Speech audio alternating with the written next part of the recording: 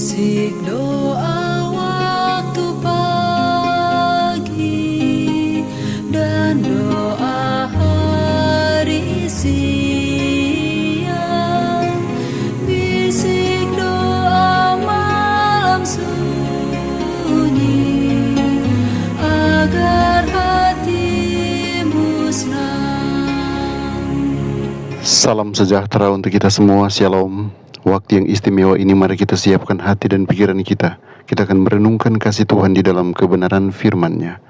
Sebelumnya mari kita minta tuntunan kuasa Roh Kudus, kita berdoa. Bapa di sorga, kami membutuhkan kehadiran kuasa Roh Kudus-Mu. Kiranya hadir memenuhi hati dan pikiran kami agar kami boleh memaknai setiap firman yang akan kami baca dan renungkan. Di dalam nama Yesus, nama yang indah, kami selalu berdoa dan mengucap syukur. Amin. Renungan hari ini berjudul Sekaranglah saatnya untuk berhenti. Ayat inti Markus 10 ayat 26 dan 27. Mereka makin gempar dan berkata seorang kepada yang lain, "Jika demikian, siapakah yang dapat diselamatkan?" Yesus memandang mereka dan berkata, "Bagi manusia hal itu tidak mungkin, tetapi bukan demikian bagi Allah, sebab segala sesuatu adalah mungkin bagi Allah." 5 hari yang lalu, 3 jet jumbo jatuh di California. Lebih dari 6.000 orang meninggal. 4 hari lalu, 3 pesawat lagi jatuh di luar Miami, membunuh semua penumpangnya. 3 hari yang lalu, pesawat jatuh di Denver, Boston, dan Atlanta tanpa ada yang selamat. Kemarin, ribuan orang lainnya meninggal dalam tragedi maskapai penerbangan. Hingga hari ini, sudah ada 2 pesawat yang jatuh dalam 5 hari saja. Rata-rata jumlah kematian harian telah mencapai 1.000 orang. Kecelakaan udara ini tidaklah benar-benar terjadi. Tetapi bagaimana jika seandainya itu terjadi? Jika 1.000 orang meninggal setiap hari dalam tragedi udara, pasti akan ada seruan panik dari masyarakat untuk menuntut dilakukannya penyelidikan. Peringatan akan menyebar. Jangan terbang. Kongres akan mengesahkan peraturan darurat. Namun setiap hari di Amerika Serikat, setidaknya 1.000 orang meninggal karena penyebab yang dapat dicegah, yaitu merokok atau penggunaan produk tembakau.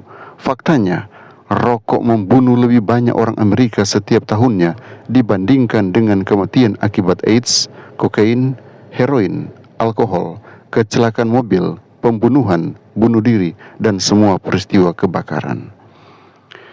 C. Everett Kopp, mantan ahli bedah ungu Amerika Serikat, pernah menyatakan, penghentian merokok merupakan satu-satunya langkah terpenting yang dapat diambil oleh perokok dalam meningkatkan usia panjang dan kualitas hidup mereka.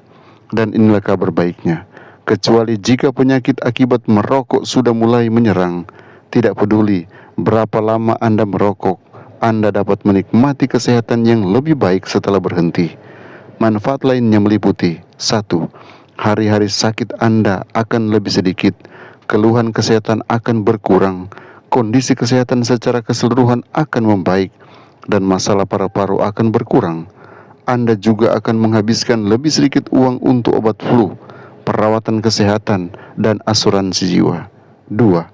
Jika Anda berhenti merokok pada usia 50 tahun, Anda memiliki setengah resiko kematian dalam 15 tahun ke depan dibandingkan dengan para perokok.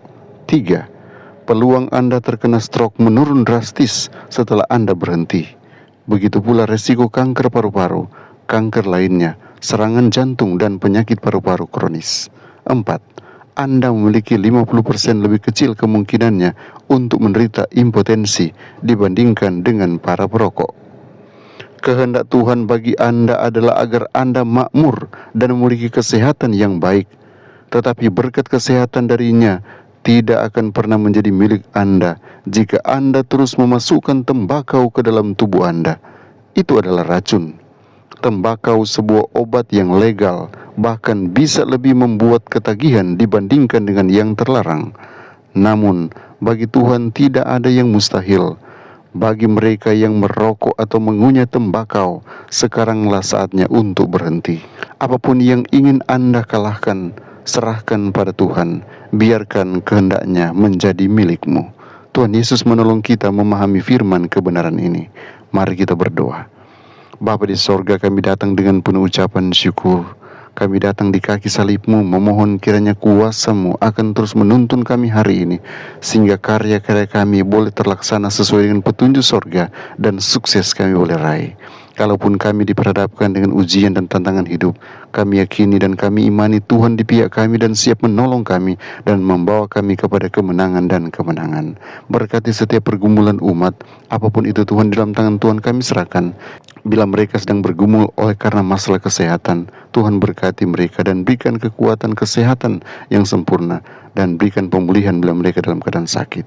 Bila mereka lemah iman, kuatkan iman mereka. Yang ragu-ragu Engkau yakinkan. Yang saat ini sedang bergumul masalah keluarga, Engkau hadir dan selesaikan setiap permasalahan keluarga yang mereka hadapi. Engkau berkati juga ketika mereka berhadapan dengan tantangan dalam pekerjaan, Engkau mampukan mereka untuk melewati semua itu. Apapun tantangan kami serahkan ke dalam tangan-Mu. Apapun masalah kami, di dalam tangan Tuhan kami percaya ada jalan keluar.